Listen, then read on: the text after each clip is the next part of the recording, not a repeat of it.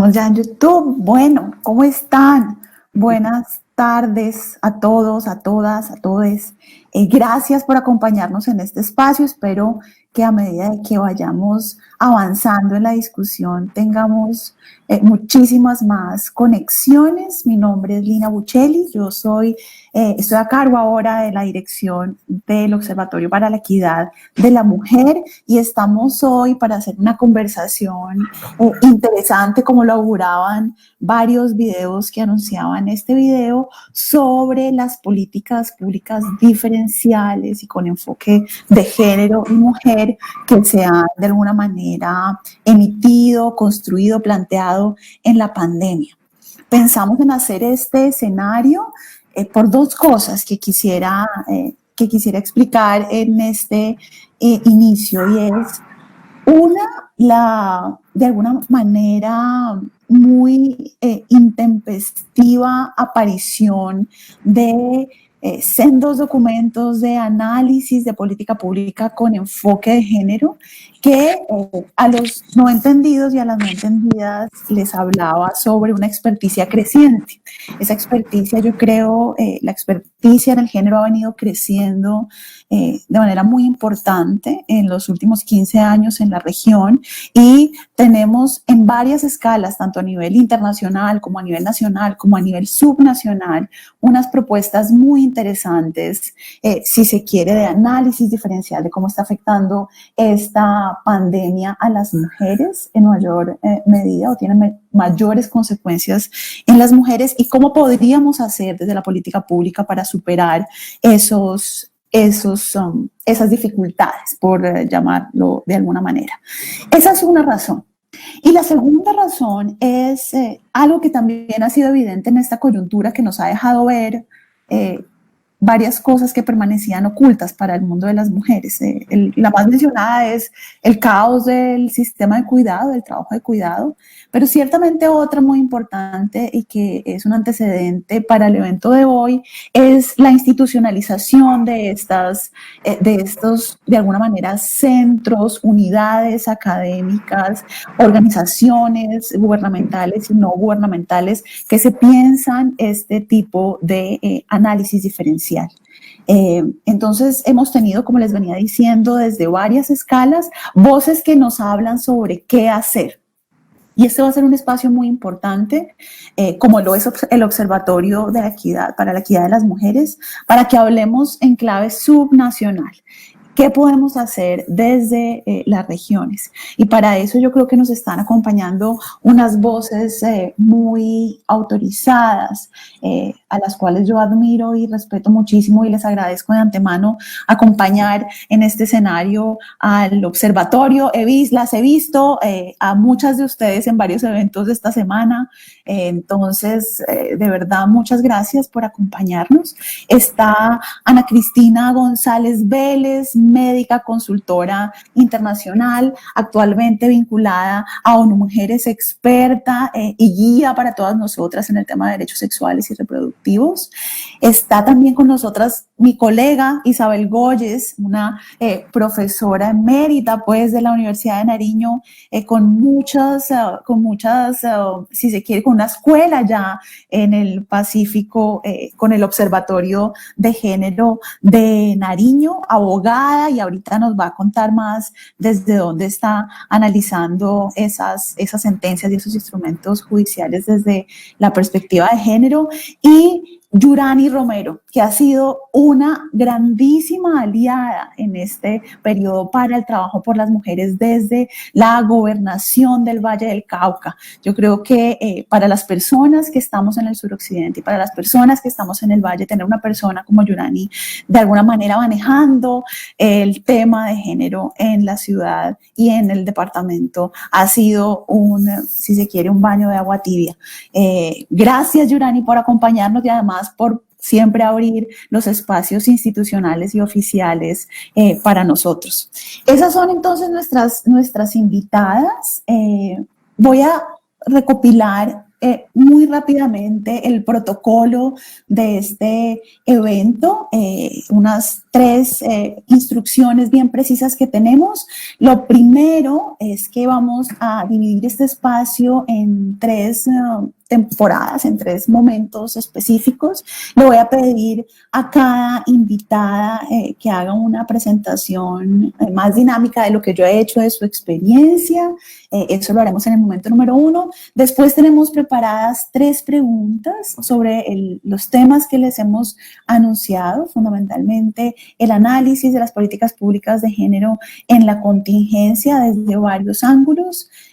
Yo lo dije ya, Ana Cristina ha trabajado muchísimo derechos sexuales y reproductivos. Durani ha hecho lo propio desde las violencias de las mujeres y Isabel Goyes es de alguna manera experta en el análisis judicial de sentencias de violencias basadas en género. Entonces tenemos unas preguntas que ya las invitadas conocen sobre estos temas y después el público estará encargado de hacer preguntas. Estas preguntas, y esa es la segunda regla, las vamos a resolver o las vamos a capturar por los medios virtuales en los que estamos conectados. Entonces les pido el favor de que si tienen algún comentario, sugerencia o una pregunta para responder al final de este escenario, se haga por medio de Facebook o de YouTube. Por la parte de comentarios, el equipo del observatorio los compilará y me llegarán a mí en el momento final de este ejercicio.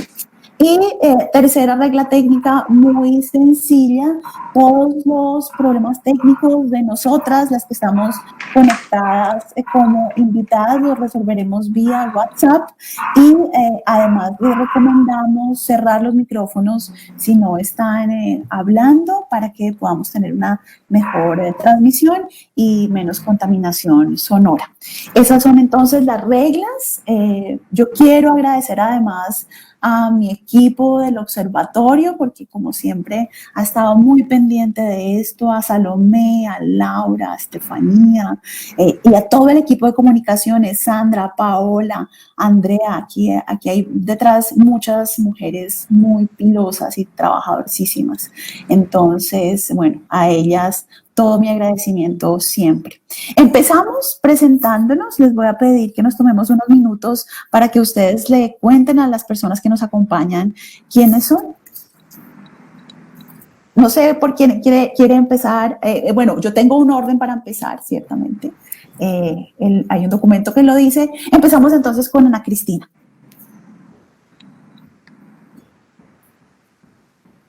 Bueno, hola, ¿me escuchan?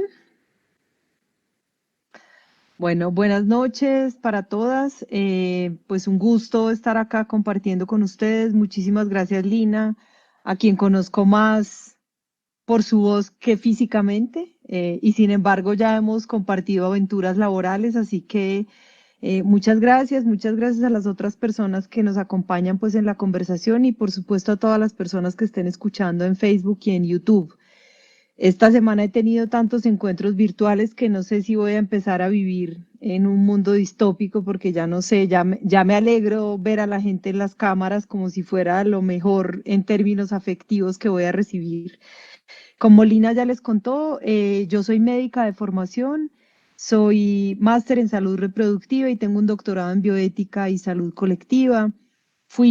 He trabajado como en todo el espectro de mi profesión. He sido funcionaria pública, fui directora nacional de salud pública hace bastantes años con el ministro Juan Luis Londoño. He trabajado, soy activista, digamos, feminista, vinculada a algunas redes latinoamericanas y en Colombia cofundadora de la Mesa por la Vida y la Salud de las Mujeres, que es una organización que hace seguimiento a los temas de aborto. También soy cofundadora del Grupo Médico por el Derecho a Decidir en este país.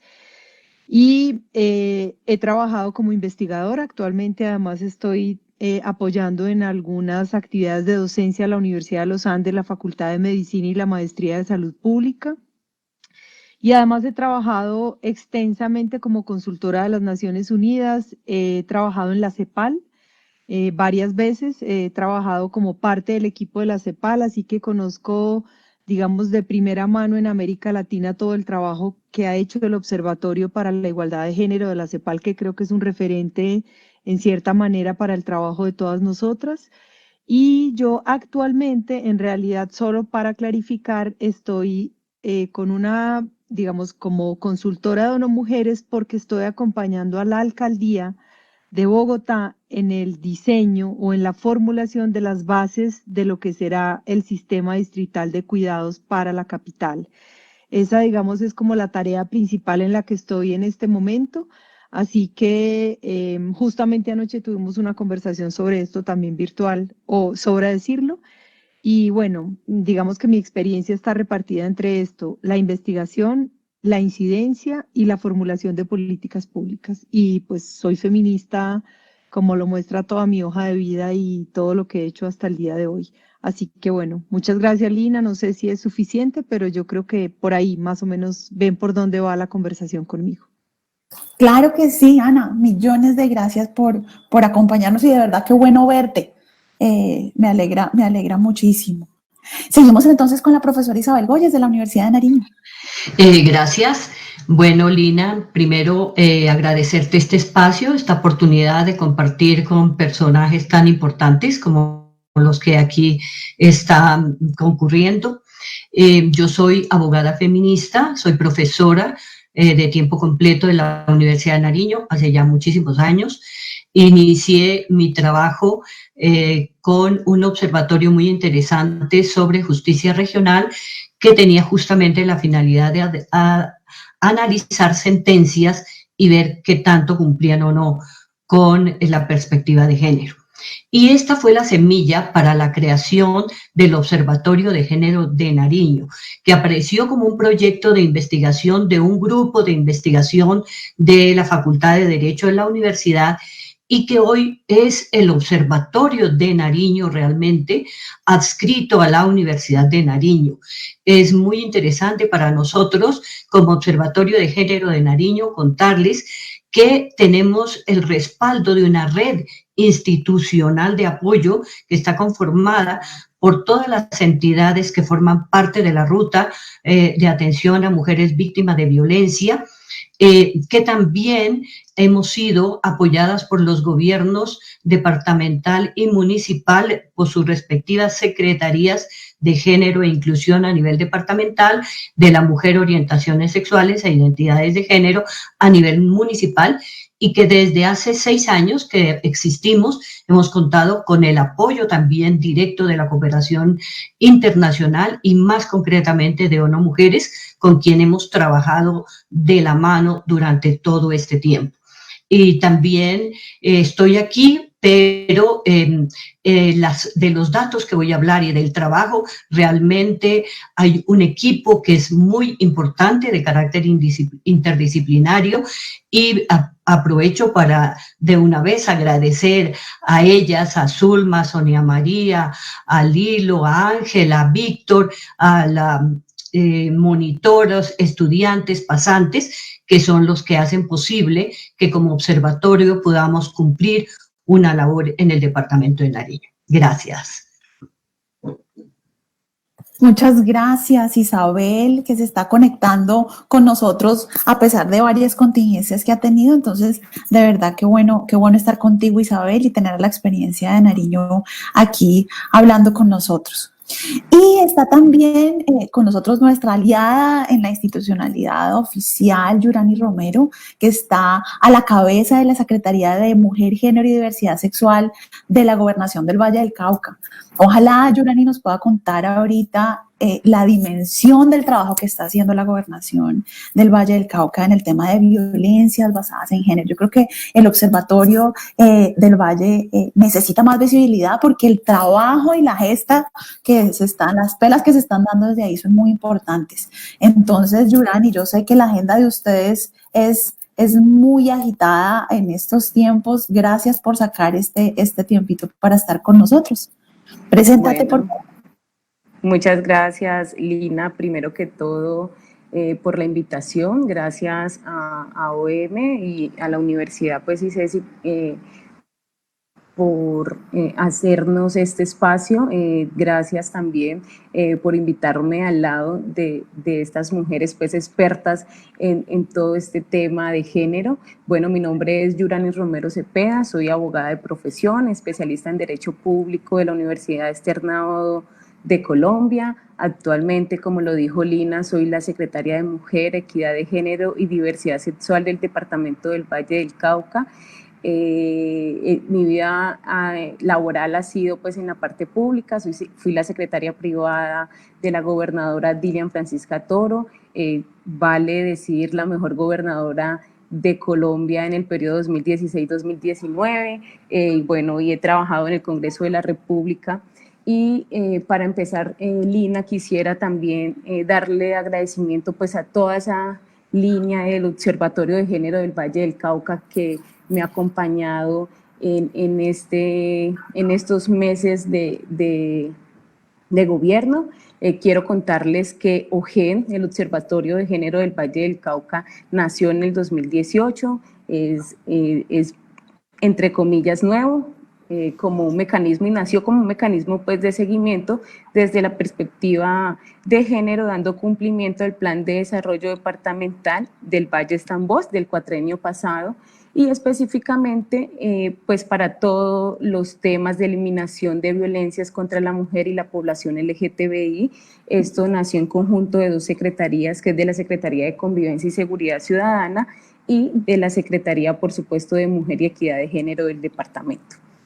Quiero decirles que en ese momento el principal objetivo del OGEN, del Observatorio de Género, era promover que las instituciones que tenían un conocimiento de casos de homicidios, de feminicidios, de violencia intrafamiliar, de abuso sexual y de demás, de todas esas violencias que nos afectan a nosotras las mujeres en cada uno de nuestros municipios aquí en el departamento del Valle, pues proporcionaran una información relevante que nos permitiera tener pues como una evaluación y un análisis y unas recomendaciones a esas políticas y planes del departamento dirigidos pues a prevenir y a erradicar esa violencia de género.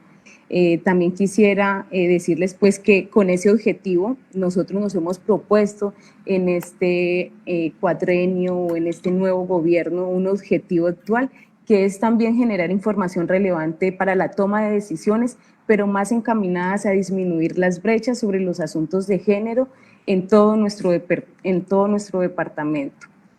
Y creemos que con ese objetivo pues nos permitiría dar un enfoque más amplio desde la perspectiva de género, no solo desde las violencias, sino también de los otros ángulos de donde se pueden medir las brechas de género, Lina. Muchas gracias nuevamente por la invitación. No, a ti por acompañarnos, Yurani, de verdad, admirable el trabajo que están haciendo, que ya vas a tener oportunidad de contar en detalle en este escenario. Gracias. Bueno, muchísimas gracias a todas por esa detallada presentación. Vámonos entonces con la primera pregunta. Les recuerdo al público que puede hacer en cualquier momento preguntas a cualquiera de nuestras participantes por los canales de Facebook y de YouTube. Nuestro equipo del observatorio estará compilando esas preguntas para hacérnoslas llegar. Empecemos, entremos en materia. Esa primera pregunta, de alguna manera, nace del análisis de este contexto. Ya hace 54 días estamos en confinamiento y de alguna manera hay muchas organizaciones que levantan la mano por la situación diferencial que están viviendo las mujeres y hay múltiples propuestas. Una cosa triste es que las mujeres necesitamos de alguna manera intervenciones permanentes, no temporales, pero de alguna manera nos hemos concentrado vorazmente a proponer propuestas para la contingencia, propuestas para la crisis. La CEPAL hace 2 días sacó un informe muy interesante en el que se dice, bueno, en materia de equidad de género no se puede todo, tenemos que escoger. Y ciertamente el trabajo por las políticas públicas de género se ha fragmentado. Hay personas que dicen la autonomía física de las mujeres debe ir primero porque eso nos garantiza estos derechos, la autonomía económica de las mujeres, un poco la CEPAL tiene esa propuesta, garantiza que nosotros tengamos este tipo de impacto o logremos la equidad en este sentido. Y hay otras personas muy preocupadas por el tema de las violencias físicas, sexuales. En concreto, estoy nombrando solo algunas, pero hay muchas banderas que se pueden levantar en esto que es, como les decía al inicio, ya una experticia bastante bien consolidada. Para ustedes, en la contingencia, en la pandemia, debemos hacer muchas cosas y lo sabemos, pero si necesitáramos definir prioridades, ¿cuáles serían y por qué?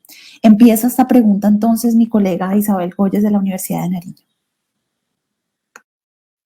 Bueno, muchas gracias. Nosotros desde el Observatorio de Género de Nariño hemos diferenciado como dos aspectos, uno conceptual y otro de carácter técnico.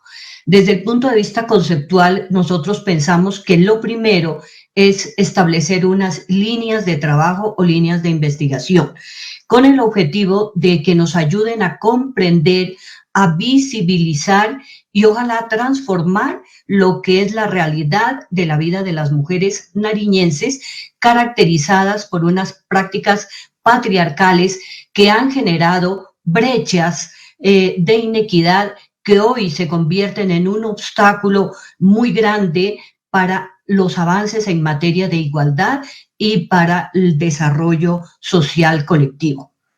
Pero para elaborar esas líneas nosotros acudimos a la literatura feminista, acudimos a la normatividad internacional, pero también acudimos a documentos técnicos relacionados con la construcción de indicadores que nos pudiesen ayudar a realizar un diagnóstico basado pues en estas brechas. Y desde el punto de vista técnico, nosotros partimos de las líneas que para el Observatorio de Género de Nariño las priorizamos así. La primera que tiene que ver justamente con violencia y justicia, otra que tiene que ver con trabajo y autonomía económica, una tercera que tiene que ver con educación. Tenemos también lo relacionado con derechos sexuales y reproductivos y otro punto que para nosotros es muy importante, la participación en los organismos de toma de decisiones y de liderazgo social. Y justamente por presión de las organizaciones de población LGBT, hemos incluido esta línea para un sector social que es totalmente marginal y cuya vulneración en esta época la ha sentido de manera mucho más fuerte que los demás sectores. Definidas las líneas, nosotros consideramos que es clave determinar unos temas, porque las líneas son inmensamente grandes y hay que priorizar unos temas. Yo voy a dar un ejemplo solamente. En el tema de violencia, por ejemplo, nosotros priorizamos el tema de tipos de violencia para tener en cuenta la violencia física, la violencia sexual. También tuvimos en cuenta otro tema fue relación con el agresor. ¿Qué tipo de relación se daba entre el agresor y la víctima? Igual diferenciamos las edades de las víctimas y en cuáles eran más graves las violencias. También los sectores, porque la ciudad nuestra está dividida en comunas y en el último informe pudimos diferenciar esa violencia de acuerdo a las comunas. Pero definidos estos temas, que igual sea ese, por ejemplo, en el campo de autonomía, nos ocupamos en materia de brechas en empleo y brecha y economía del cuidado. Y así para cada línea. Definidas estas líneas, nosotros buscamos fuentes oficiales, porque hay veces el tema puede ser muy interesante, pero no contamos con unas fuentes que nos garanticen la información para hacer este trabajo. Hay desafortunadamente en el país muchos temas sobre los cuales no tenemos fuentes oficiales de información. Sin ir más lejos, por ejemplo, lo relacionado con alimentos, que tiene una incidencia tan directa sobre la salud. Posteriormente, entonces, cuando encontramos las fuentes adecuadas, establecemos unos indicadores que nos permitan hacer seguimiento y trazabilidad y les hacemos ficha a estos indicadores. De esta manera llegamos a un diagnóstico que busca centrarse en aquellos aspectos de mayor interés y de mayor impacto. En la práctica del observatorio, con este primer informe, lo retroalimentamos en una mesa técnica. La mesa técnica está conformada por todas aquellas personas que representan a instituciones que tienen relación con las cifras que nosotros estamos entregando. Y una vez recibida esta retroalimentación, lo difundimos, la información, a través de 2 boletines que son nuestras publicaciones centrales. El boletín violeta, referido a mujeres, y el boletín arcoíris, que hace referencia a población LGBT. Pero yo sí quiero destacar que en este último periodo el observatorio se ha preocupado mucho por hacer una lectura crítica de esos datos y por poner interrogante a muchos conceptos, por ejemplo, el que nos arroja el DANE sobre jefatura de hogar, y que está revelando una concepción patriarcal al ignorar otro tipo de jefaturas, como las jefaturas compartidas o las jefaturas puramente femeninas. Nosotros creemos que en esa lectura crítica sacamos alertas y tratamos de hacer incidencia, porque de lo contrario, por el hecho de ser cifras oficiales, continúa repitiéndose, lo cual es muy peligroso.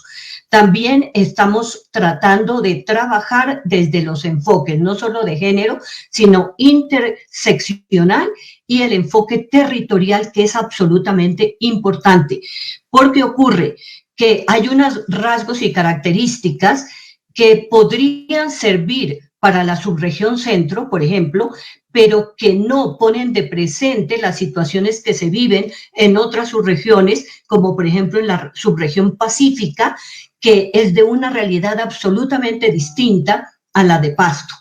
Y al desagregar estos datos, nosotros podemos mostrar la diversidad que se vive en Nariño y no homogenizar, con lo cual lo que estaríamos haciendo es invisibilizando estas realidades.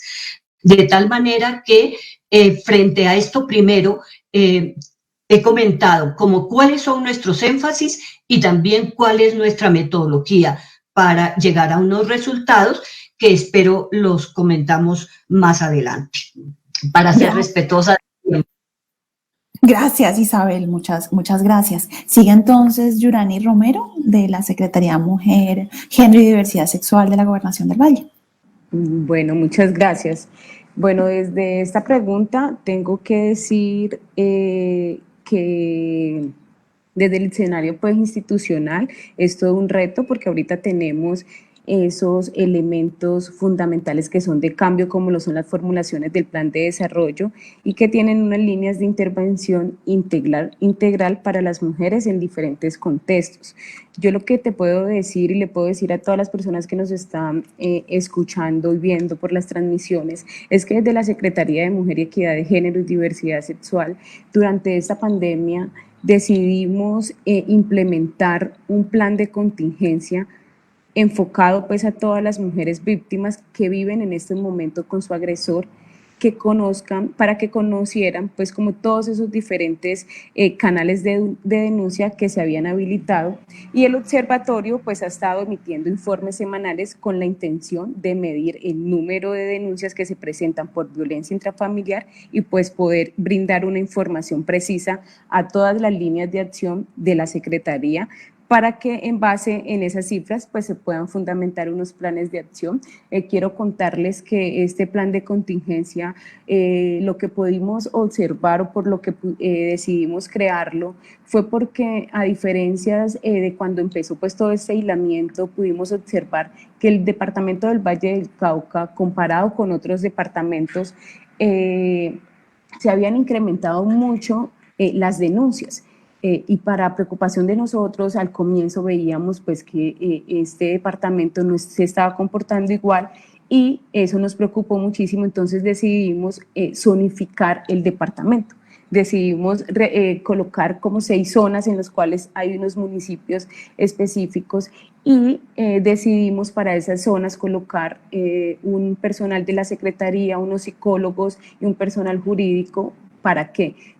Y además, ¿qué les incluimos a estas zonas? Les incluimos correo electrónico, línea de WhatsApp y línea telefónica adicional pues a todas las líneas que conocemos de atención y de denuncias, pero que podíamos ver que si al lado, si estas mujeres que estaban siendo agredidas estaban al lado de su agresor, pues no podían llamar y por eso no estábamos recibiendo denuncias en el Valle del Cauca. Entonces decidimos colocar líneas de WhatsApp y así nosotros poder saber cómo se estaban comportando esas denuncias en el Valle del Cauca. Desde el observatorio, como les dije, esto pues nació desde el 2018, perdón, y entonces con esas mediciones lo que podíamos observar durante esta pandemia era cómo nos podíamos enfrentar el Valle del Cauca y cómo podíamos llegar a todas las mujeres para que ellas pudieran tener esa ruta de atención y que esta fuera efectiva. También quiero decirles, y que sea el momento, como lo dijo Lina al comienzo, hemos hecho, yo sé que no se acaba uno de poder crear o sentarse a pensar mucho más medidas que puedan beneficiar a nuestras mujeres en cuanto al tema de violencias. Decidimos colocar adicional a una línea que es la 106, que es una línea también psicológica, de salud mental, de antiestrés, de ansiedad, que las personas pueden llamar si se les presentan cualquiera de estas circunstancias. Decidimos colocar también una línea de atención virtual. ¿Por qué? Porque queremos que nos sientan más cercanas. Esa línea de atención virtual la estamos lanzando apenas esta semana, empieza en funcionamiento este lunes 18 de mayo y es una línea de psicoorientación y de escucha virtual donde hemos dispuesto unas psicólogas para que ellas se puedan ver con la usuaria, porque no son pacientes sino usuarias. Queremos como también dejar esos temas claros en la cual las podemos escuchar y orientar en muchos temas, porque podemos ver que ahorita con el tema de la economía del cuidado sabemos que se les pueden estar también incrementando mucha carga laboral y del hogar a las mujeres. Entonces, eso también lo tenemos dentro de nuestro plan de contingencia, donde nos hemos basado en que por favor en los hogares hagamos muchas agendas familiares en la cual no solo se les recargue todo ese peso o esa economía laboral y de cuidado del hogar a las mujeres, sino que se puedan hacer unas agendas familiares donde el hombre, los hijos puedan tener y ayudar con esa economía del cuidado del hogar. Perfecto, Yurani, muchas gracias. Y seguimos entonces con Ana Cristina Gómez. Bueno, ya las personas que me antecedieron dijeron cosas muy importantes. Yo quisiera enfatizar 2 o 3 puntos. Yo creo que pensarnos en las prioridades en esta coyuntura, antes de decir como algunos de los asuntos que yo considero fundamentales, creo que hay como unos elementos que atraviesan toda la conversación y que independientemente de cuáles sean esos temas o esas preocupaciones puntuales para la coyuntura, no podemos dejar de pensar. La primera de ellas es que hay unos patrones de discriminación que atraviesan básicamente toda la agenda de las mujeres y que esos patrones de discriminación son el resultado como de la combinación de un conjunto de sistemas de opresión que ponen a ciertos grupos de mujeres en una situación de especial vulnerabilidad. Por lo tanto, cuando estamos pensando en las mujeres, no podemos pensar en ellas como un colectivo, digamos, homogéneo, sino que la situación particular por la que pueden estar atravesando unas mujeres según su raza, según su edad, según su nivel educativo, según dónde vivan, son distintas. Y creo que eso tiene que ser como uno de los presupuestos frente a cualquiera que sea la prioridad que hagamos en términos temáticos. La segunda, y esto Lina sabrá bastante porque el año pasado tuvimos oportunidad de trabajar juntas en ello, es que es muy difícil pensar que las distintas dimensiones de la autonomía que nos propone la CEPAL, que son la autonomía económica, la autonomía en la toma de decisiones y la autonomía física, son dimensiones separadas. Hay una relación, digamos, imposible de separar. Hay un conjunto de interrelaciones entre las autonomías. Solamente para que tomemos en cuenta un dato, en un estudio muy reciente que se presentó en enero en la CEPAL, pudimos establecer, después de observar indicadores, digamos, a lo largo de la última década, que uno de los aspectos que más impide los avances en materia de autonomía económica de las mujeres es su autonomía física. Básicamente a través del indicador de la reproducción hay una conexión tan estrecha que es imposible entender la autonomía económica de las mujeres sin pensar en su autonomía física y viceversa. Y lo otro que creo que es importante es que de la mano de los dos aspectos anteriores hay unas desigualdades estructurales que afectan, digamos, la agenda de las mujeres y que determinan sus problemas particulares. Y ahí entonces yo quiero entrar a plantear 2 o 3 temas, algunos están relacionados con los que ustedes ya mencionaron, pero quisiera señalar algo que Lina dijo que es muy importante. Yo creo que esta crisis nos tiene pensando en lógica de coyuntura. Y tenemos que pensar en lógica de coyuntura, pero además en lógica de los efectos que esta crisis va a tener en el mediano y el largo plazo. Y voy a tratar de explicarlo a través de los 3 temas que para mí son ineludibles en esta coyuntura. Además, por supuesto, de los sistemas de información que nos permitan entender con toda la desagregación posible cuáles son las situaciones diferenciales o particulares de distintos grupos de mujeres. Y esos 3 temas para mí son, bueno, el de la violencia, que ustedes ya lo mencionaron, yo no voy a entrar, digamos, ahí. Creo que el foco está puesto de manera muy significativa sobre la violencia, que refleja justamente una de esas desigualdades estructurales en las que viven las mujeres. No lo voy a mencionar, pero no por relevante. Y quiero poner la atención en 3 cosas. 1, la fuerte participación de las mujeres en lo que se llama la primera línea de atención en la epidemia. Todas sabemos que las mujeres somos más o menos el 73% del personal de salud. Y estas cifras se mantienen incluso en los servicios de atención en salud, de atención, por ejemplo, a personas de la tercera edad o a personas viejas. A mí no me gusta la expresión tercera edad, abuelitos mucho menos, me parece que eso habría que proscribirlo, porque nadie es abuelito de nadie, sino de sus propios nietos. Esa no es una categoría política, es una categoría social.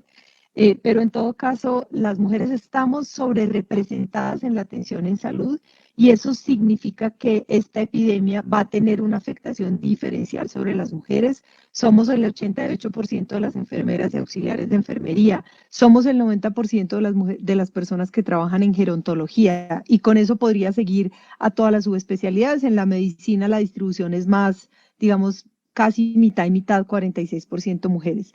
No solamente entonces proporcionalmente estamos más expuestas, sino que además muchas personas están haciendo más turnos y a esto se suma, en el caso de las mujeres, el segundo gran tema para mí, que es el tema del cuidado.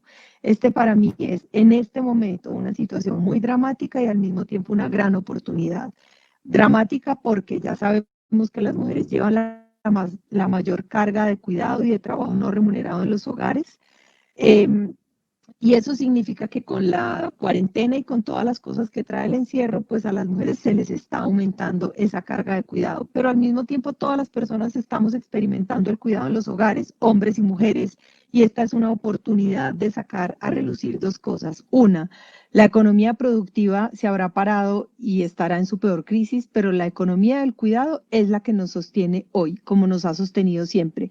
Y es una gran oportunidad para hacerla visible y para mostrar el valor que tiene en nuestra sociedad y, por supuesto, para responder a esto con las políticas que sean necesarias.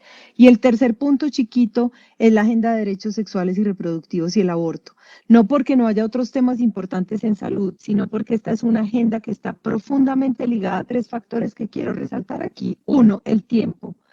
Las acciones en materia de salud reproductiva están vinculadas al tiempo. Si no actuamos ya con métodos anticonceptivos, no podemos prevenir los embarazos no deseados. Si no atendemos a las mujeres mientras están embarazadas, no podemos asegurar un parto en buenas condiciones. Y si no atendemos a una mujer que quiere interrumpir su embarazo ahora, la vamos a obligar a buscar una atención con más semanas de gestación y con más dificultades para lograr interrumpir ese embarazo. Entonces, el tiempo es un factor decisivo en la salud reproductiva. Segundo, los grupos conservadores tienen una fascinación especial para, durante las crisis, empezar a obstaculizar la prestación de los servicios, y esto lo sabemos y es un comportamiento observado en toda la región. En Colombia ya lo hicieron, recién empezó la crisis, empezaron a decir que las mujeres no deberían abortar y que los servicios de salud reproductiva más o menos se podían congelar. Y el tercer y último factor que me parece importante relatar aquí es que sabemos por la experiencia de otras epidemias y de otras crisis que la salud reproductiva se afecta particularmente, y con esto termino. Este es un buen ejemplo de cómo se afecta en la coyuntura y de cómo sus efectos van después de la coyuntura de la epidemia. Vamos a empezar a ver más muertes maternas, más abortos inseguros, más necesidades insatisfechas de planificación familiar. ¿Por qué? Porque todo el tema de salud reproductiva se afecta por el confinamiento, porque hay una sobresexualización de la vida cotidiana, porque hay violencia, porque hay más dificultades de buscar servicios y sobre todo porque se pone en jaque el derecho, la confidencialidad y la privacidad de las mujeres, que en el caso de las adolescentes, por ejemplo, es tan importante. Perfecto, Ana Cristina, mil gracias.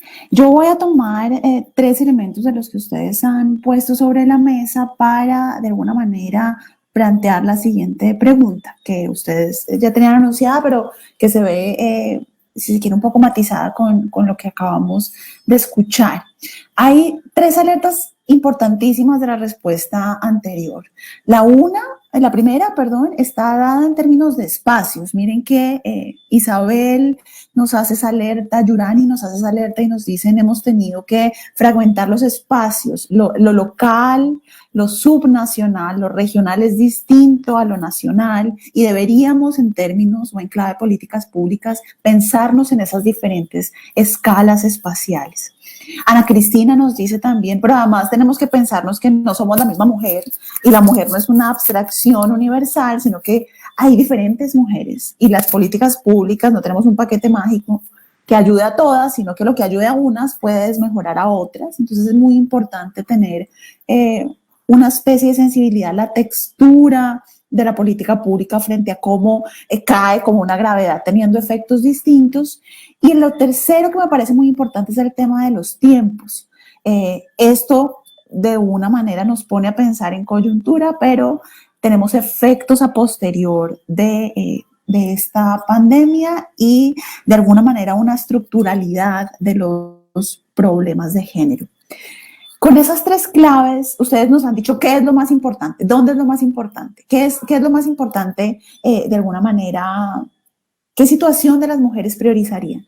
Ahora les quiero preguntar, ¿qué hacemos? ¿Y qué hacemos teniendo en cuenta esas limitaciones? Digamos, ¿qué hacemos teniendo en cuenta de que estamos en la región y es distinto a lo nacional? Por ejemplo, los decretos nacionales, ninguno de ellos tiene como excepción la movilidad de las mujeres víctimas de las violencias basadas en género. Y hay muchos, por ejemplo, observatorios y subsecretarías, secretarías regionales regulando nuevos canales, y se supone que en situaciones, por ejemplo, de emergencia no nos podríamos mover porque los decretos nacionales no nos los permiten, pero eso es uno de los pocos ejemplos de la desarticulación nacional y regional en estos temas tan importantes de género. Pero hay de alguna manera un colapso, si se quiere, espacial, pero hay otras consideraciones, como ustedes bien lo han mencionado, de tiempo y de diferencias de mujeres. ¿Qué hacer? ¿Ustedes con qué paquete de políticas públicas? Y eso es de nuevo, es muy peligroso hacer la generalización, porque las políticas públicas tienen efectos distintos en cualquier lugar, pero ¿qué política pública sugerirían para diferentes escalas, para diferentes tiempos, para diferentes mujeres? Empezamos, bueno, anunciamos ese orden en el documento, entonces empezamos otra vez con mi colega Isabel Goyes. Gracias.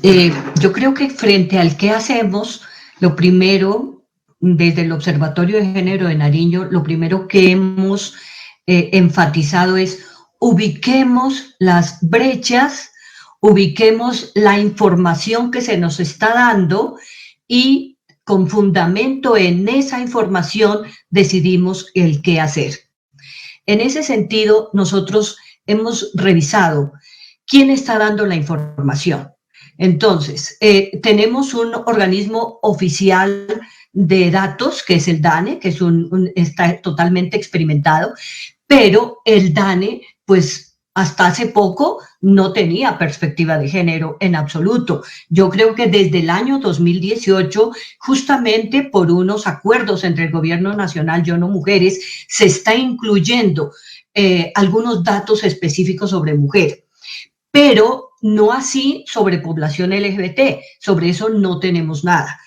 Entonces, en este momento, en esta coyuntura de la pandemia, ¿quién nos está dando datos? Nos está dando datos el Ministerio de Salud y vemos que el Ministerio de Salud nos dice cuántos contaminados hombres y cuántas mujeres y nos da también algunas edades, pero no hay mayores avances.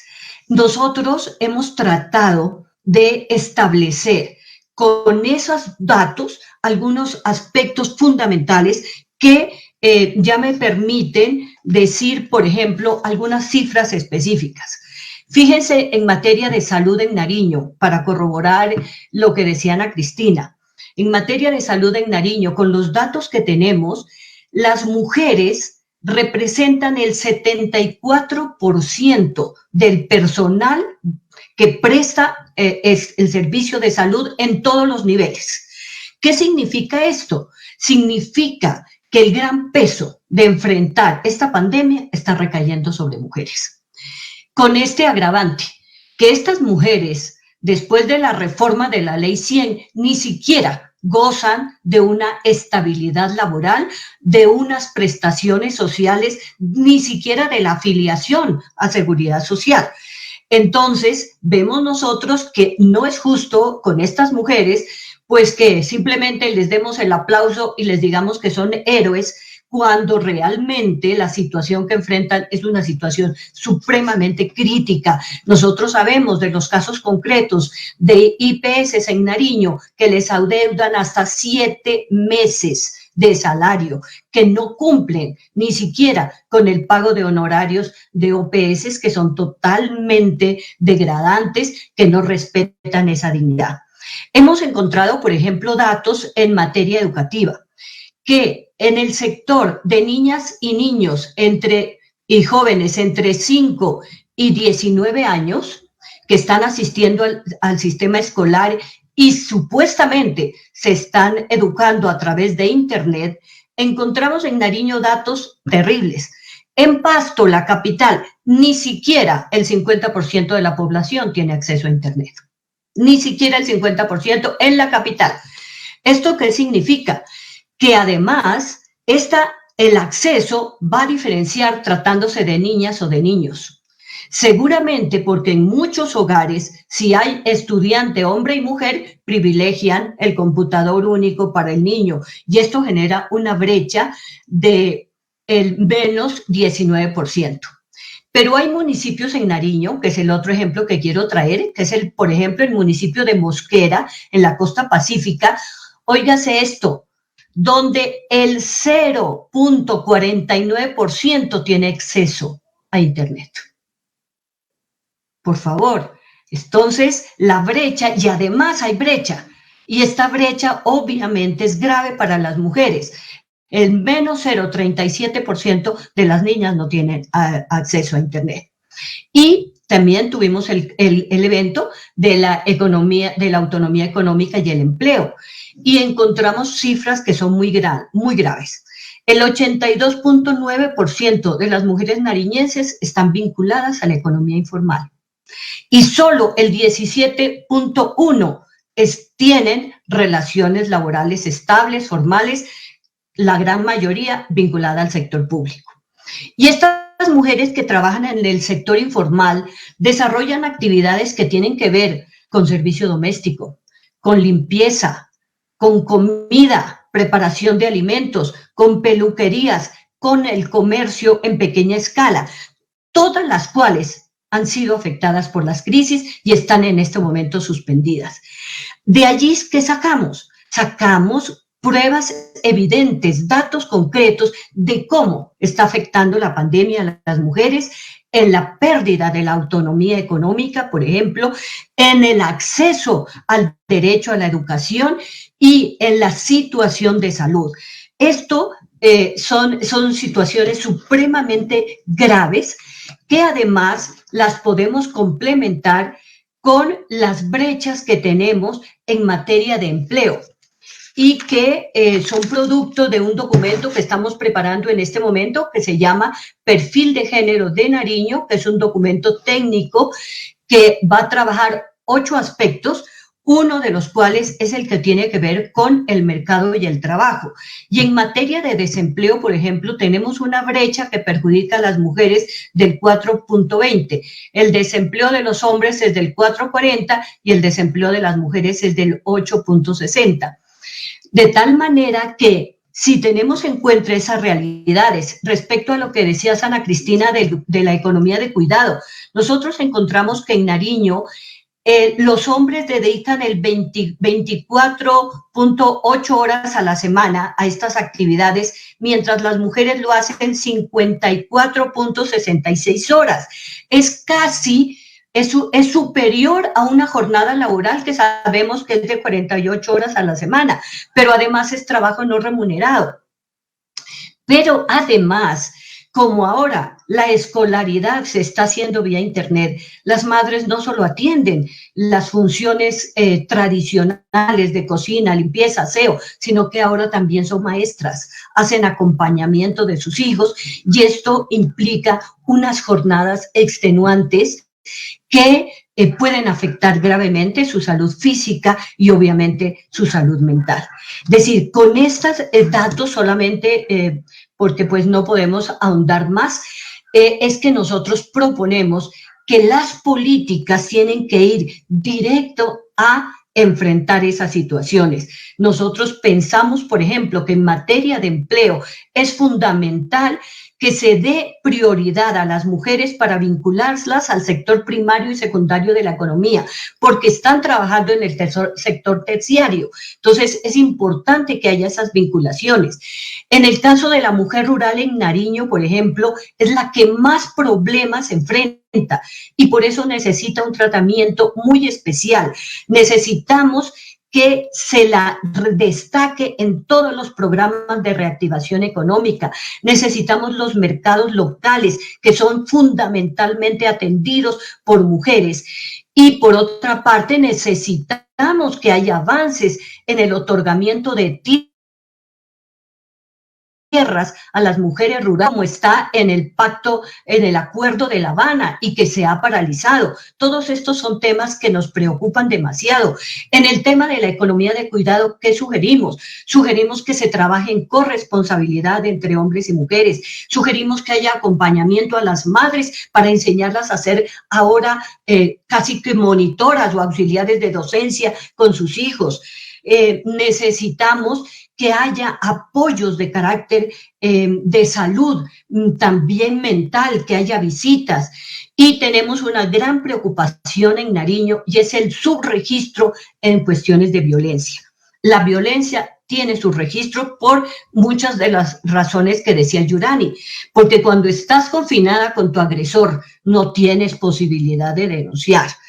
Entonces, nosotros pensamos que hay que buscar alternativas. Tú mencionaste uno, el WhatsApp, podría ser lo que se ha hecho en Puerto Rico. Basta mencionar, anotar un número en cualquier momento para que inmediatamente, sin necesidad de identificarse ni contar los hechos, se le pueda dar ese tipo de apoyos. Esa sería otra alternativa supremamente importante.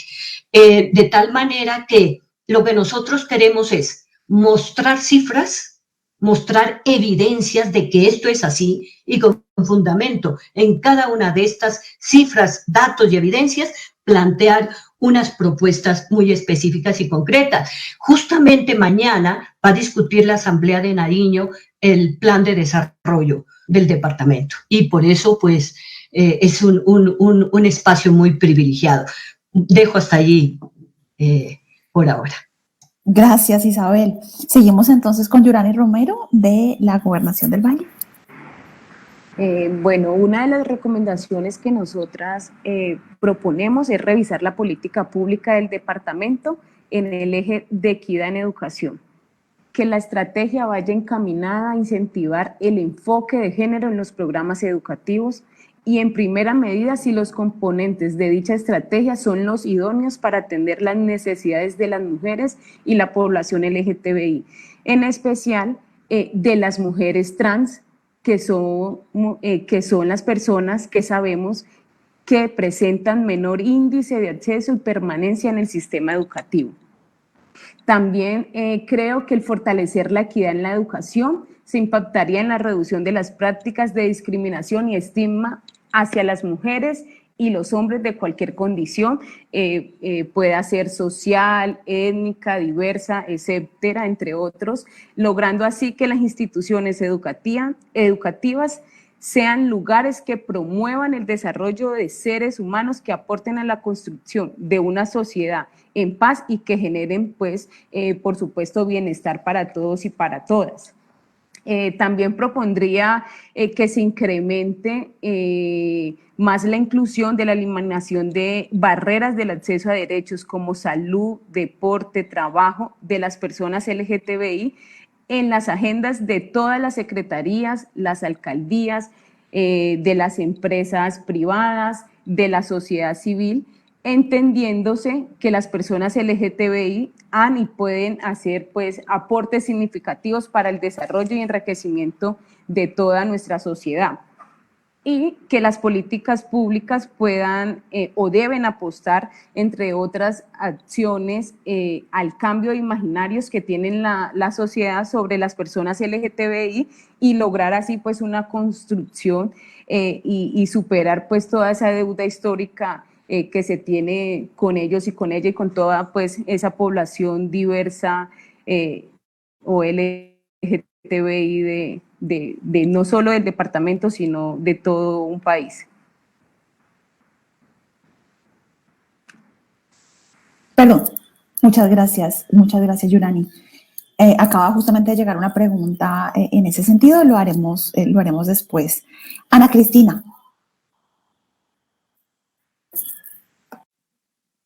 Siempre se pasan como unos segundos entre que uno vuelve y ve el micrófono y vuelve y lo abre y no sé qué.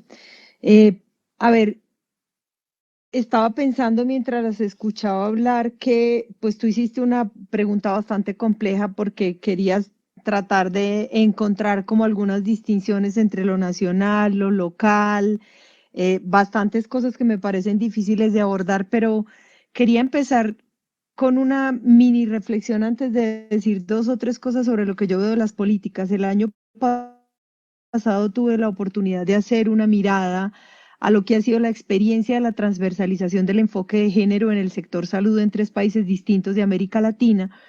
Y pues no exactamente para sorpresa, pero sí de manera significativa para afirmar, nosotros encontramos que realmente los esfuerzos de transversalización del enfoque de género, por lo menos en el sector salud, y yo creo que esta conclusión es fácilmente extrapolable a la política en general, son esfuerzos que son, digamos, están presentes en todos los países de nuestra región, pero terminan siendo acciones parcializadas, es decir, se concentran en algunos temas específicos o muy focalizadas en algunos asuntos concretos dentro de esos temas. Por ejemplo, sabemos que la violencia es recurrente, digamos, como una prioridad en materia de política pública, y no estoy diciendo que no deba hacerlo, estoy tratando de señalar 2 o 3 de estos problemas para mostrar un poco por dónde creo que podríamos reorientar el tema. O suelen estar concentradas, entonces hay como unos superdesarrollos normativos en los niveles nacionales que después no se recogen de manera tan significativa o tan consistente en los niveles territoriales, o están muy diluidos. Entonces uno tiene unas buenas políticas, pero cuando llega la prestación de los servicios, eso que está contenido en la política como un enfoque de género no se aprecia en la provisión de los servicios.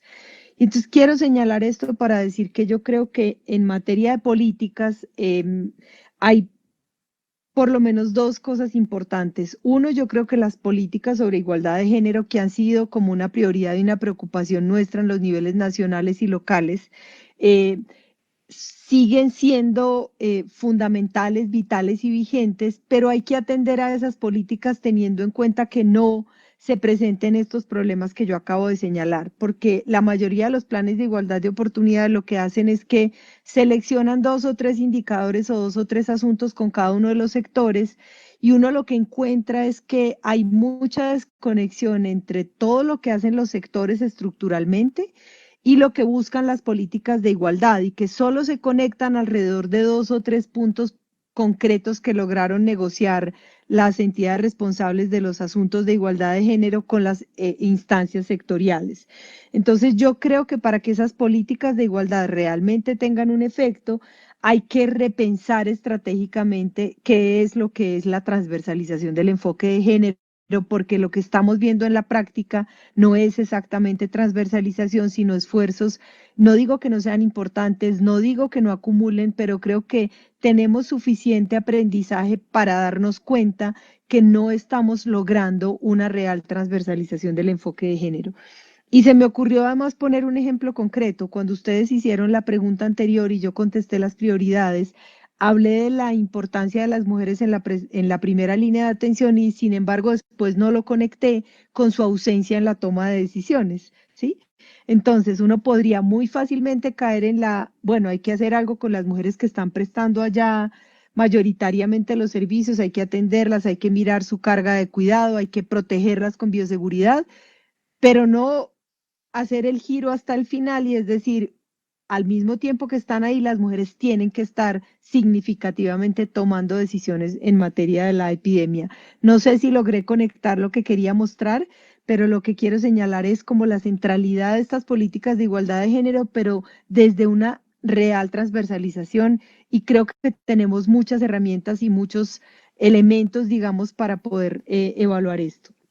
Lo otro en términos de política es que creo que la coyuntura nos puede jugar una trampa muy complicada, y es que se nos olviden algunos otros asuntos estructurales. Creo que fuiste tú, Isabel, la que mencionó el tema de la paz.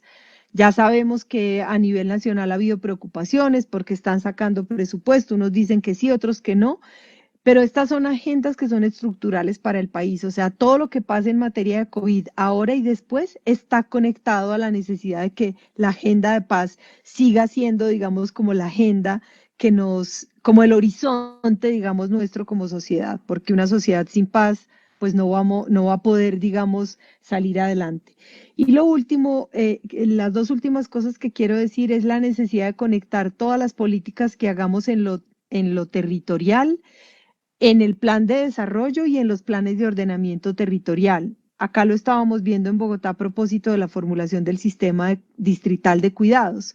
Cómo asegurar que esté reflejado en el plan de desarrollo, pero al mismo tiempo qué acciones hay que asegurar en los planes de ordenamiento territorial para que esas políticas más concretas, como por ejemplo los sistemas de cuidado, que yo creo que son sistemas que estamos en mora de poner en práctica en todo el país, estén reflejados en materia de política, pero también en materia de presupuesto en estos distintos instrumentos. Por ahí lo dejaría como aportes a la reflexión. Perfecto, Ana Cristina. Muy claro, que era la pregunta que nos hacías. Bueno, entramos a la fase de preguntas de nuestra audiencia. Les acabo de mandar a nuestro chat del evento. Hay 4 preguntas, una para cada una de nuestras panelistas y una general. Entonces, si quieren, vamos a empezar. Voy a leer la pregunta general y voy a leer la pregunta que se le hace a cada panelista para empezar una ronda, si se quiere, final de respuesta a estas preguntas de la audiencia. La pregunta que tenemos en general, que todas debemos responder, es la siguiente. Nos la hace Diana Escobar por Facebook. ¿Qué estrategia o plan operativo conocen que está haciendo el gobierno nacional para la vulneración de derechos de mujeres durante esta pandemia? Es decir, ¿qué política destacarían de la que se está aplicando hoy a nivel nacional? Después tenemos la primera pregunta para Yurani, la hace Melissa Ramírez y pregunta: ¿cómo es la ruta de atención para víctimas de cualquier tipo de violencia en razón de género del Valle del Cauca?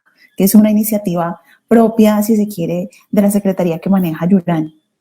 Para Ana Cristina, tenemos una pregunta de Diana San Clemente que nos hace vía Facebook: ¿cómo replantear esa política pública de derechos sexuales y reproductivos y que vaya ligada también a la interseccionalidad posterior a la pandemia, que más aún se va a donde más se van a visibilizar las problemáticas de las mujeres, si se quiere?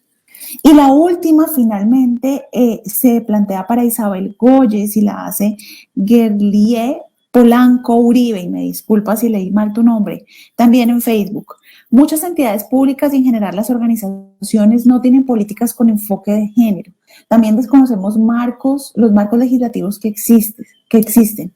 ¿Cómo o qué sugerencias darías tú para mitigar este desconocimiento? Entonces, les recuerdo, tenemos una pregunta general y una pregunta por panelista. Empezamos esta vez con Yurani.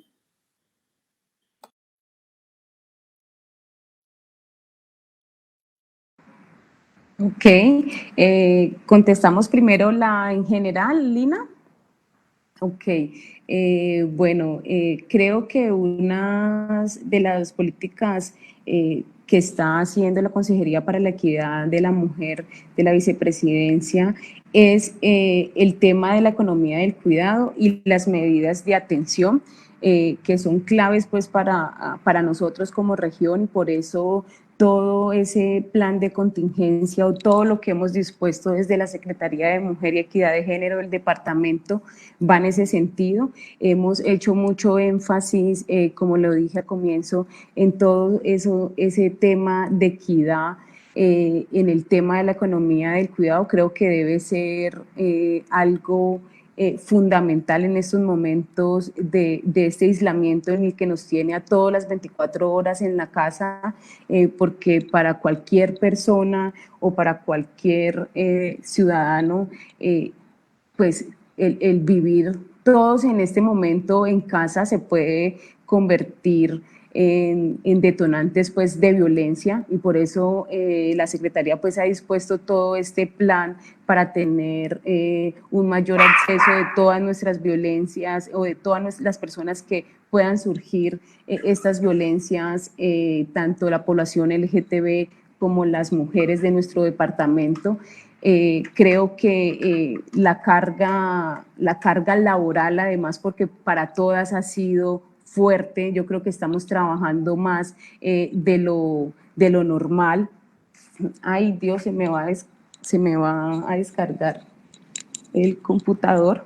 Un segundo.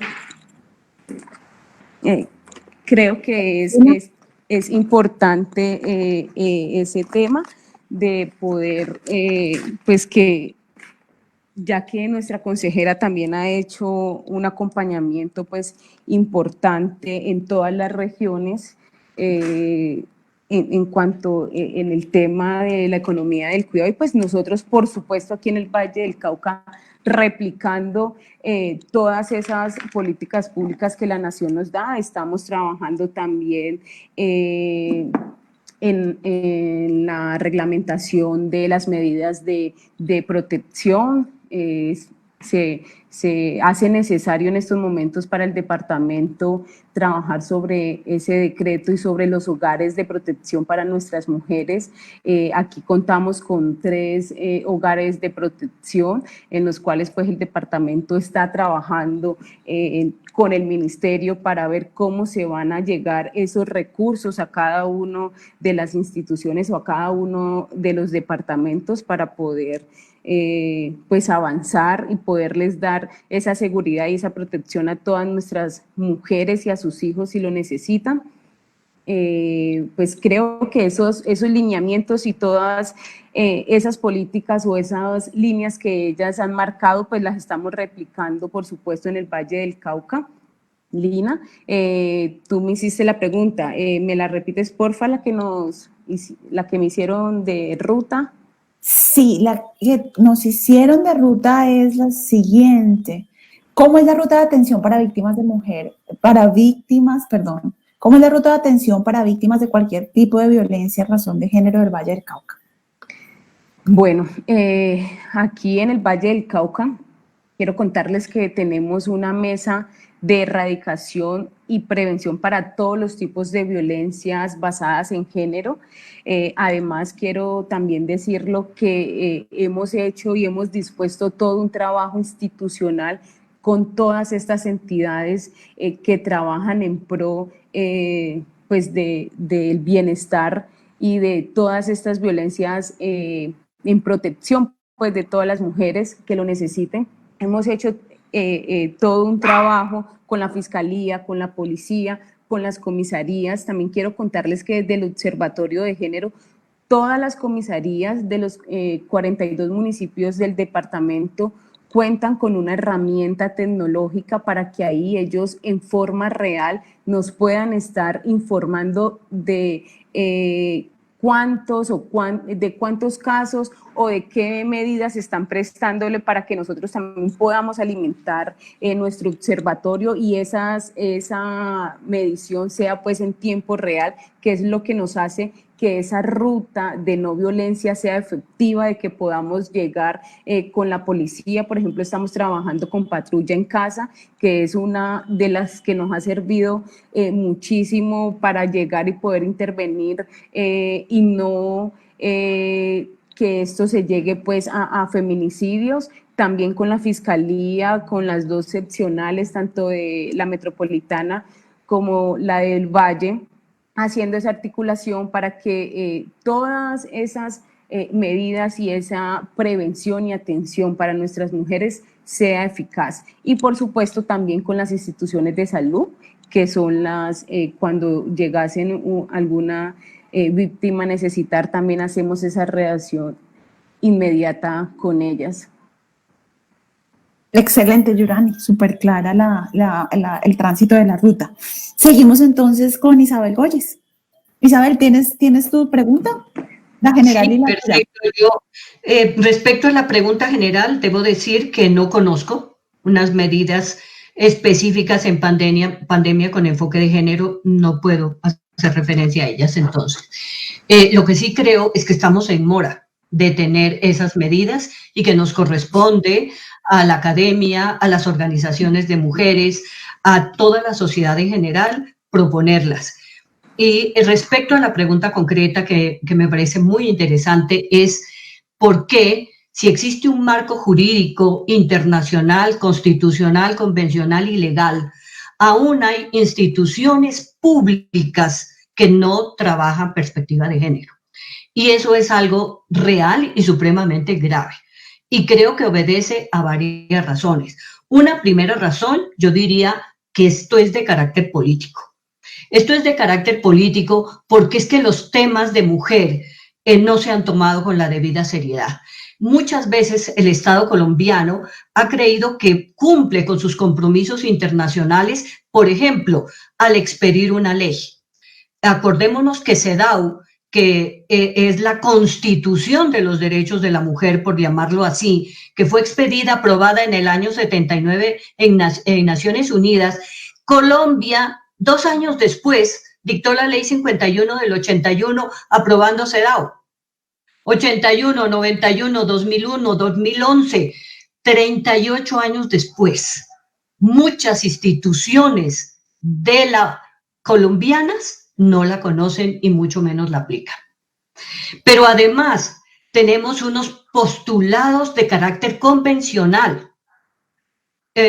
Por decir algo, el protocolo adicional de San Salvador, que tiene específicos mandatos sobre derechos económicos, sociales y culturales, con sentencias de la Corte Interamericana y que tampoco se respetan.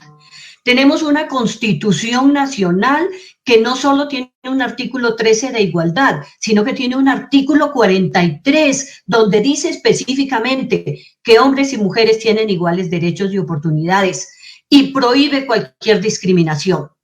Y además tenemos una cantidad de leyes, pero cantidad de leyes para todo. Tenemos la ley para la igualdad salarial, tenemos la ley para la igualdad de oportunidades, tenemos la ley para la flexibilidad laboral, tenemos la ley en todos los campos. Sin embargo, no se respeta. Creo que a nivel de mandos medios, digamos, hay simple y llanamente desconocimiento. Y por eso son tan importantes las sentencias de la Corte Constitucional que han obligado, empezando por la propia rama judicial, a capacitarse en asuntos de género. Nosotros acabamos de terminar un estudio sobre el marco jurídico que obliga a adoptar una perspectiva de género en el sistema educativo, desde el preescolar hasta la universidad. Debemos tener perspectiva de género. Sin embargo, no se está cumpliendo, ni en el sector público ni en el sector privado. Los estatutos de la universidad carecen de perspectivas de género. Los currículos son francamente patriarcales. Las metodologías, las bibliografías que se utilizan no mencionan la producción intelectual femenina. Los métodos reproducen estereotipos, es decir, se trata de un trabajo supremamente inmenso. Hoy, por fortuna y gracias a un movimiento social muy importante que se llama Sucedió en la Universidad a nivel de América Latina, muchas universidades, ya más de 39 en Colombia, han adoptado rutas y protocolos para atención de casos de violencia en las universidades. Y ya tenemos muchas universidades con políticas tendientes a lograr la equidad de género, y debo comentar con mucha satisfacción que en la Universidad de Nariño adelantamos ese proceso hacia una construcción participativa de una política de equidad de género y de orientaciones sexuales e identidades de género, en lo cual estamos empeñados. De manera que, pues sí, las normas están allí, pero las normas no transforman las realidades. Las normas son herramientas que nos deben servir a las mujeres para denunciar, empoderar y transformar, porque todos los derechos conquistados en cualquier momento pueden perderse. Y como ya lo dijeron ustedes, la pandemia es la peor oportunidad, no solo para perder la democracia, sino para que se perdamos derechos ya adquiridos a través de muchos años y con muchas luchas por parte de las mujeres y con mucho sacrificio, de manera que es un momento de estar alerta. Hay que capacitar, hay que recurrir a las normas, hay que litigar con ellas, hay que llevarlas a todas las instancias oficiales y privadas, porque son normas internacionales, constitucionales y legales de obligatorio cumplimiento para todas las personas. Gracias por esa vehemencia, Isabel. Te acompaño en esto. Y terminamos con Ana Cristina. Ana, ¿tienes las preguntas o te las repito? No, las tengo. La de Perfecto. la política de salud reproductiva me costó un poco comprender como los énfasis de la pregunta, pero pues vamos a intentar responderla.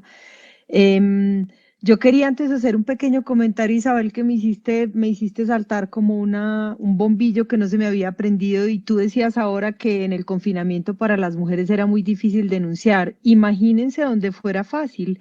Yo tengo acá una tabla comparativa que me entregó el Ministerio de Salud con las llamadas a la línea de atención de violencia entre el 25 de marzo y el 30 de abril, y todas las líneas sin excepción incrementaron drásticamente las denuncias por violencia.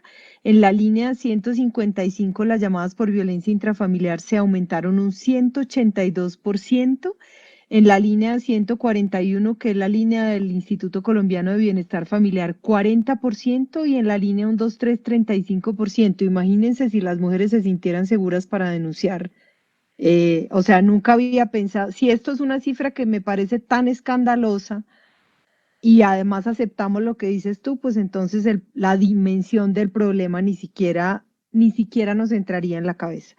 Y ahí entro un poco a responder la primera pregunta. Yo no conozco ningún lineamiento, ni ninguna política, ni ningún plan que por lo menos se haya hecho público para trabajar como unas medidas en la pandemia del enfoque de género. Sí sé que ha habido acercamientos con los grupos de mujeres, por lo menos acá en Bogotá, para identificar cuáles son las preocupaciones fundamentales, y sé también, pues si eso salta a la vista, que La de la violencia se ha puesto como en el centro de la conversación de manera muy contundente, pues por todas estas denuncias y todas estas demandas, pero yo no veo la misma contundencia frente a otros temas igualmente críticos, como por ejemplo la falta o la ausencia de las mujeres en la toma de decisiones en materia de la pandemia, ni en los temas de salud reproductiva. Sin embargo, tengo que reconocer que el Ministerio de Salud fue enfático desde el inicio y ha dicho que los servicios de salud sexual y reproductiva son servicios esenciales, aún en la pandemia, y eso, digamos, son como algunas de las cosas que sé que están pasando. Sé que en lo local se están atendiendo de manera particular estas problemáticas. El caso de Bogotá lo conozco un poco más de cerca y sé que pues a las estrategias, digamos, que todas las secretarías están haciendo, acá están haciendo una cosa interesante y fue como una alianza con supermercados, creo que es no voy a decir el nombre del supermercado si no hago propaganda, pero lo importante es que son espacios a donde las mujeres llegan porque salen para hacer compras, por ejemplo, y entonces en esos sitios las mujeres pueden denunciar fuera del hogar, justamente atendiendo a la preocupación que tú señalabas, Isabel, de cómo van a denunciar estando todo el día encerradas pues con el violentador. Ahora, yo quiero decir que para ese plan que yo coincido contigo que deberíamos tener, hay muchas instancias internacionales que se pronunciaron de manera muy rápida. El MESECBI, que es el mecanismo que hace seguimiento a la Convención de Belén do Pará, la Comisión Interamericana de Derechos Humanos, la Comisión contra la Discriminación de Naciones Unidas, la propia revista Lancet, ONU Mujeres, el Fondo de Población, o sea, hay un paquete de recomendaciones, la CEPAL, que creo que es cuestión de voluntad y de ordenar para atender los problemas, muchos de los cuales no abordamos aquí, como por ejemplo la falta de ingresos para las mujeres, porque muchos de los oficios en los que ellas están concentradas todavía no han sido reincorporados como a la economía. Y sobre el tema de salud reproductiva quiero decir 2 o 3 cosas y terminar como con un mensaje final. En Colombia hay una política de derechos sexuales y reproductivos, una buena política que está pensada en el marco de derechos humanos. En Colombia hay muchos estándares de la Corte Constitucional en distintos temas y particularmente el aborto, uno de los temas más desafiantes en materia de política. Es decir, tenemos un buen marco para avanzar en materia de salud sexual y reproductiva. Sin embargo, sabemos que este es un tema profundamente politizado y que en tiempos de gobiernos más conservadores, pues la atención sobre estos temas baja y baja un poco la vigilancia, porque yo creo que hay 2 problemas grandes en nuestra política en general, y esto se aplica para la salud reproductiva. La falta de mecanismos de exigibilidad, o sea, a las mujeres les violan los derechos permanentemente, les imponen barreras de acceso y pasan muy pocas cosas. Hay pocos mecanismos de exigibilidad y hay poca sanción, digamos, frente a esos incumplimientos en materia de política.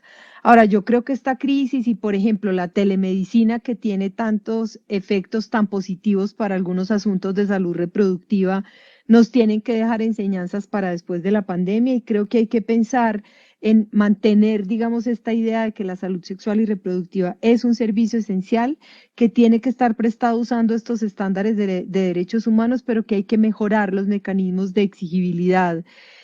Finalmente, yo creo que a esta política le falta un ingrediente que coincide con algo que dijo Isabel. Yo acabo de dictar unas clases de Derecho a la Salud en la Facultad de Medicina de los Andes. Y todas sabemos, no es una sorpresa, que en las escuelas de medicina no se enseñan cosas sobre derechos.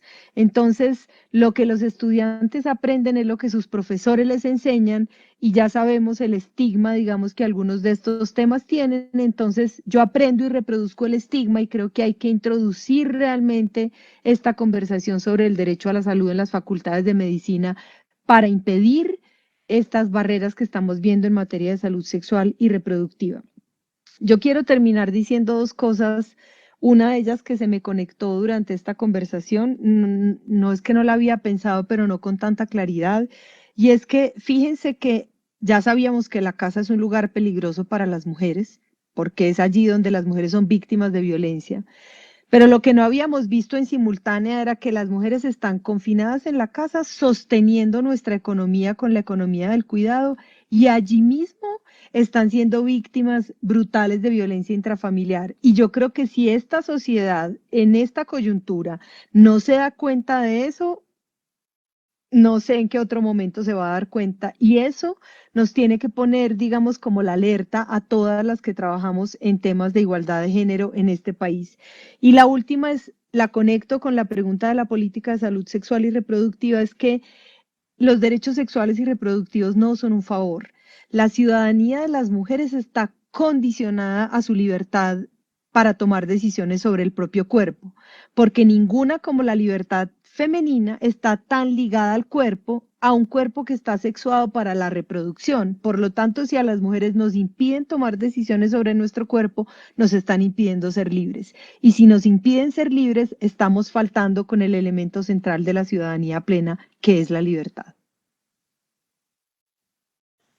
Buenísimo, Ana Cristina. Además, has hecho una inigualable relatoría de los puntos más críticos de esta conversación, que si ustedes me acompañan en esto ha sido muy interesante y da cuenta tristemente de algo, de una sofisticación de las personas que piensan en el género y de las ideas que de alguna manera están articulando estos enfoques diferenciales, una igual evolución, si se quiere, de la institucionalidad que está dispuesta para las mujeres en un primer nivel o en el papel, y una mora impresionante en la satisfacción efectiva de esos derechos, de esas situaciones de las mujeres, pese a que, y varias de ustedes lo han señalado, nosotras estamos manteniendo el mundo en estos momentos a través del cuidado, la empatía y el bienestar que se nos ha hecho